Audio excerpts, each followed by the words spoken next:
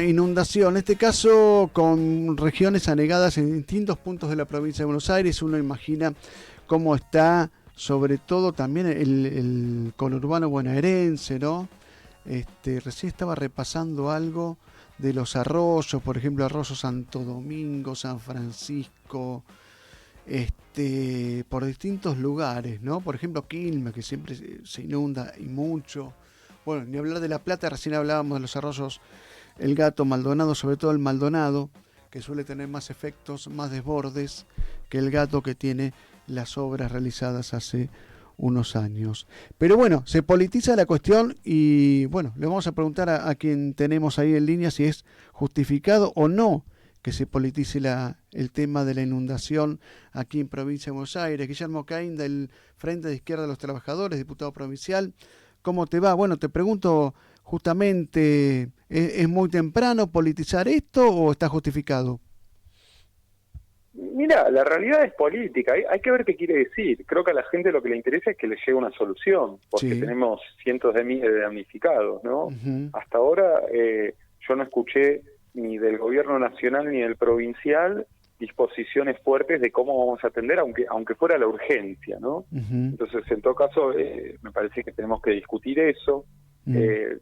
Si politizar quiere decir también podemos discutir las causas, ¿no? Y evidentemente hay años de desidia y de falta de obras, de gobiernos de distintos signos políticos, aunque quien más ha ejercido el gobierno a nivel nacional, provincial, en la mayoría de los municipios es el peronismo, pero también los radicales, el PRO, juegan un rol ahí. Y hay que decir que los últimos ajustes de Javier Milei a las obras han agravado la situación también, porque incluso en muchas, las cooperativas, las cuadrillas, los planes sociales, juegan un rol relativamente menor quizás, pero de limpieza de los desagües, canalizaciones, acequias y demás, que al dejarse de hacer ese trabajo con el ataque contra los planes sociales que ha tenido el nuevo gobierno, creo que también ha agravado, digamos, la rapidez del impacto de esta inundación en los barrios populares en el conurbano. Ahora, más allá del diagnóstico... Sí. Ahí se nos cortó la comunicación. Estábamos en diálogo con Guillermo Caín. Planteé el resarcimiento y la atención con cuadrillas de trabajo de toda esta situación. La verdad que en los barrios muy afectados, como vos bien mencionabas, de la zona sur, también el oeste, el conurbano, La Matanza bajo agua, en Moreno, en Merlo, en Morón, situaciones muy graves. Sí. Lo que estamos planteando es que se arme un comité de emergencia que incluya a las organizaciones barriales, a representantes electos de los vecinos, a todos los bloques de la legislatura, que se disponga de fondos para poder hacer una asistencia de emergencia, que no se les descuente los días laborales a mucha gente que no está pudiendo ir a trabajos, sean públicos o privados estos días, que se tenga en cuenta esta situación, y que se armen cuadrillas de trabajo para las obras inmediatas de reconstruir barrios que están hechos un desastre. Entonces, obviamente este es un problema político. Ahora, no nos interesa únicamente señalar a tal o cual como responsable, sino sobre todo discutir cómo se le da una salida inmediata a gente que sufre un desastre que es recurrente en la provincia, que no es desgraciadamente, creo que vos lo decías, no es la primera vez que lo vemos, sino que es una situación sistemática, y que son años de desidia, de falta de obra pública, de falta de obra de infraestructura que llevan a esta situación. Claro, yo lo que veía que a veces esto no se ataca en forma integral o intersectorial, no sé cómo llamarlo, que hace tanto tiempo que no se reúnen municipios con provincia para analizar un plan maestro, ¿no?, de obras públicas sobre esto, porque uno ve, por ejemplo, Avellaneda inundado, Quilmes inundado y todo, y uno dice, en algún momento alguien tenía que hablar sobre la necesidad de hacer obras, pero si no lo haces sobre el pico de la lluvia, parece que no tiene votos, porque si lo haces, no sé, en pleno verano, que cuando esto se debería hacer, justamente no van a andar gastando plata en esto. Es perverso, ¿no?, el discurso. Absolutamente, y te insisto, es un problema provincial, pero también nacional. En el conurbano bonaerense vive prácticamente un cuarto de la población nacional, y en gran parte de esa población no tiene las condiciones elementales de infraestructura, de urbanización, de acceso a las cloacas, de desagües. Bueno, este es un pasivo en términos de infraestructura del país que es enorme y que necesita recursos para poder hacer un plan de obras. Ahora, un plan de obras también importa porque sería dar trabajo en poblaciones donde la desocupación o la falta de un empleo en condiciones es muy alta. Claro, Y donde claro. aparte las condiciones de vida son muy bajas. Así que sabemos que esto va en contra de la lógica de ajuste que hoy está predominando en todos los ámbitos del Estado, pero nos parece que este desastre, es una muestra de la realidad de la provincia de Buenos Aires, pero del país que estamos viviendo, y que necesitamos darle una solución a cientos de miles de habitantes de barrios populares que hoy están abajo del agua y que probablemente van a seguir varios días así, pero que cuando el agua retroceda van a haber perdido nuevamente muchísimos de sus bienes, de su ropa, sus colchones, han perdido sus techos, electrodomésticos, y que bueno, es una realidad muy difícil para remontar en esta situación económica si no actúa el Estado. Bueno, ante este cuadro de situación, vos estás presentando un proyecto para declarar emergencia ambiental, hídrica y de infraestructura, ¿no? Así es. Digamos, ¿esto qué implica declarar la emergencia? Para que lo conozca la población, por ahí uno lo conoce, pero para explicarle a quienes nos escuchan. Bueno, el articulado toca estos puntos que un poco mencionaba hace un rato. Se armaría un comité de emergencia en cada distrito y a nivel provincial, que incluye a los ejecutivos de provincia y de los municipios, como vos bien decías, a los distintos bloques de la legislatura, pero también a representantes de los vecinos de los barrios afectados, para poder tomar un relevamiento de los daños, hacer un plan de obra, aunque sea inmediato, y poder controlar que se lleve adelante sin esperar un nuevo desastre. Claro. Esta es la propuesta. Seguro. Bueno, y te cambio de tema, pero tiene que ver con algunas manifestaciones que hiciste en los últimos días, donde, bueno, un poco, digamos, reclamabas por la política impositiva de Kicillof en provincia de Buenos Aires, el tema de escasos recursos para políticas sociales. ¿Qué nos puedes decir al respecto? Mira, para nosotros es claro que con el ahogo que se plantea para la provincia de Buenos Aires de parte de Nación, o se toman una medida distinta a las que se viene haciendo, o se aplica la motosierra de Milei en la provincia de Buenos Aires. Y Kicillof, parece que no tiene otro plan, no hay plan B.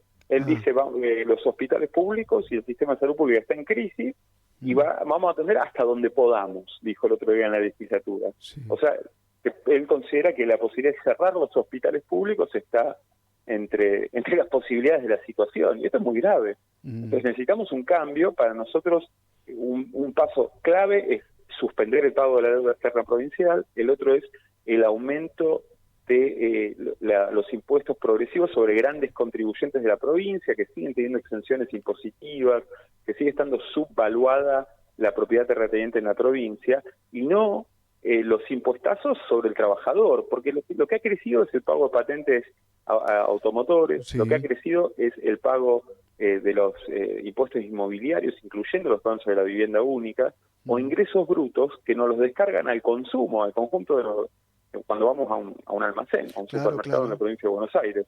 Entonces lo pagamos en los precios, y nos parece que esto está yendo sobre quienes más hemos sufrido la licuación de los ingresos con este proceso de devaluación e inflación galopante de todo este último tiempo. Te quería preguntar, suspender excepciones impositivas, por ejemplo el impuesto inmobiliario rural o a grandes extensiones de tierra, ¿ustedes tienen calculado qué mejora en la recaudación podría provocar? No tengo los números delante mío en este momento.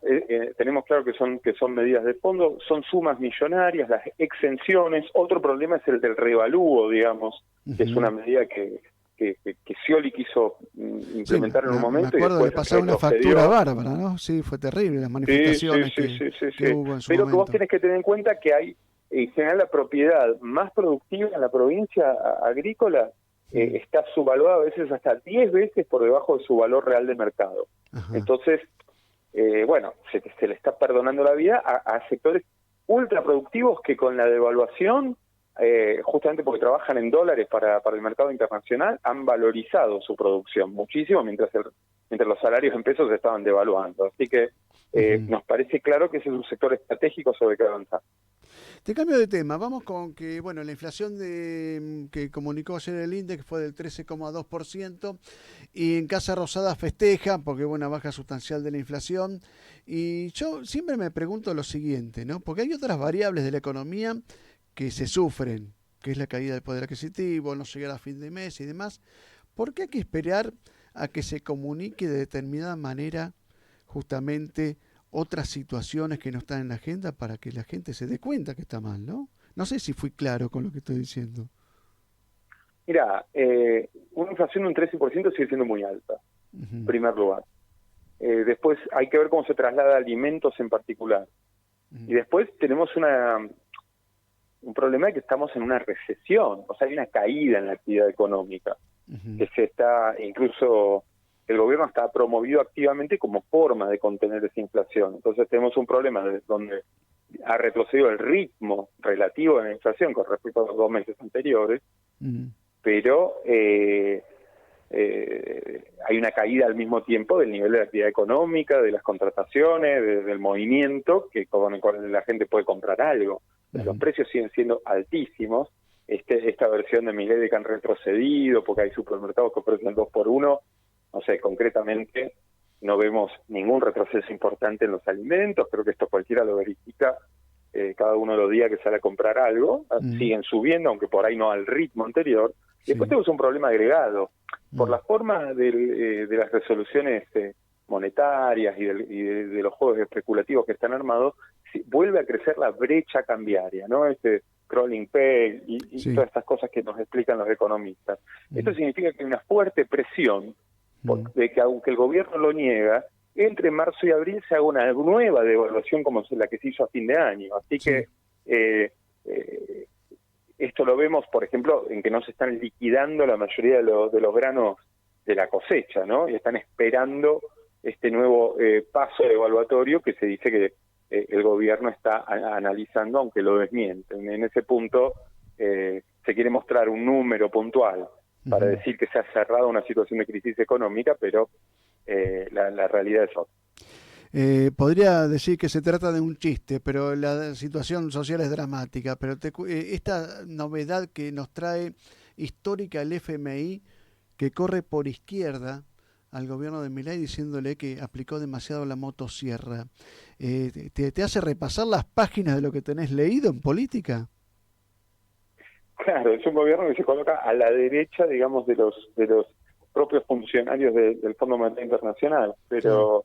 pero bueno, en eso consiste, ¿no? Un presidente que fue al foro de Davos y les dijo socialistas.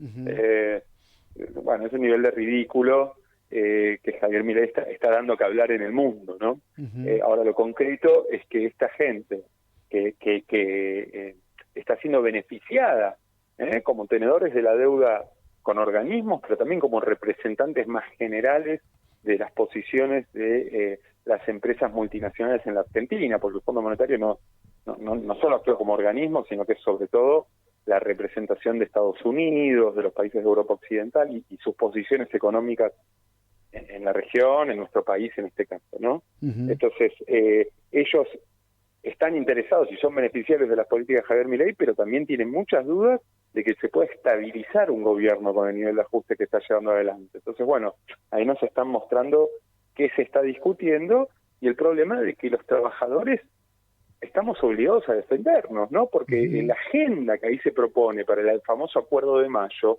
Sí. es avanzar sobre jubilaciones, sobre salario, sobre legislación laboral, es virtualmente el cierre de las universidades públicas, como lo están planteando los rectores. Uh-huh. Entonces, bueno, necesitamos hacer un gran movimiento social, un gran movimiento obrero, una huelga general que pueda defender esas conquistas que están siendo puestas en juego por este gobierno. Y me parece que acá los funcionarios del Fondo Monetario, más allá de sus intereses, están viendo que si se sigue tirando de la cuerda de esta manera, puede ir a un estallido social. Uh-huh. Bueno, ese es el título que estás tirando vos sobre el final de esta nota. Guillermo Kane, diputado provincial del Frente Izquierda de los Trabajadores, como siempre, muy agradecidos por tu atención. Y bueno, gracias por esta comunicación. Gracias a usted.